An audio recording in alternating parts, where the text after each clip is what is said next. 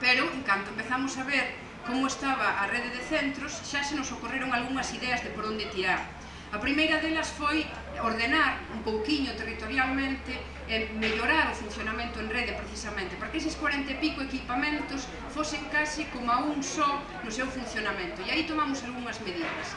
A segunda cousa que vimos que podíamos ter moito donde traballar era mellorar o estado dos edificios. E aí, ademais, o principal reto estaba claro que estaba nos barrios da periferia e, sobre todo, na zona rural. E isto casaba perfectamente cun obxectivo que temos, que é traballar polo equilibrio para que todos os veciños de Santiago, estean onde estean, a poder ser alcancen un nivel de prestación de servicios similar. Evidentemente, iso non se logra nin en 4 días, nin tampouco en 3 anos, pero niso o importante é que estamos traballando. Centros como este estaban nunhas condicións que en algún momento foron aceptables, pero que xa non o eran e xa non permitían que se realizaran actividades aquí, tanto promovidas polo Concello como polas as que vos mesmos impulsades ou a asociación é quen de organizar. Por iso foi un dos primeiros que sumamos á lista de necesidades e, en canto tivemos unha oportunidade, como foi o Fondo Estatal de Investimento Local, inmediatamente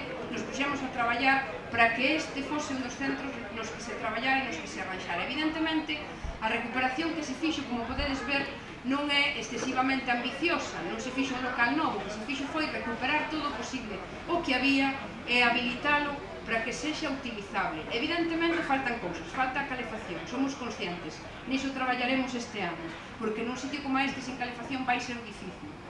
ter actividades. Evidentemente tamén recollíamos necesidades e demandas como as que la Mel acaba de manifestar de mellorar o contido das actividades. Niso estamos e agora o Centro de la Mascar está aberto sempre, todas as semanas, 10 horas fixo mínimo.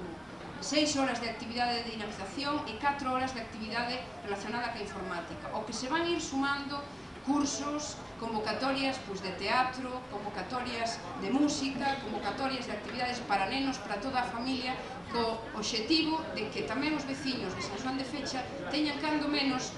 actividades culturais moi próximas á súa parroquia e se animen tamén as súas casas, e se animen tamén a acudir as que se convocan e se organizan no centro da cidade para moitos máis veciños. E faltanos un último obxectivo, unha última liña de traballo, que é buscar as fórmulas para que todos coñezades o que se ofrece e para que o que se ofreza responda necesariamente o que necesitades e o que demandades. E por iso estamos traballando en cambiar, en mellorar, en perfilar mellor o regulamento de centros socioculturais para que as asociacións veciñais teñan moitas máis vías de participar e para que tamén os veciños a través delas poidades pedir, demandar, exixir, se queredes, actividade nos vosos centros socioculturais e organizala por vos mesmos, porque o que está claro que é absolutamente imposible que o Concello dé unha cobertura ao 100% durante toda a xornada en todos os 40 e pico centros que ten xa a rede e máis algúns que están en proceso de construcción, como pode ser o do barrio de Santa Marta. Eu creo que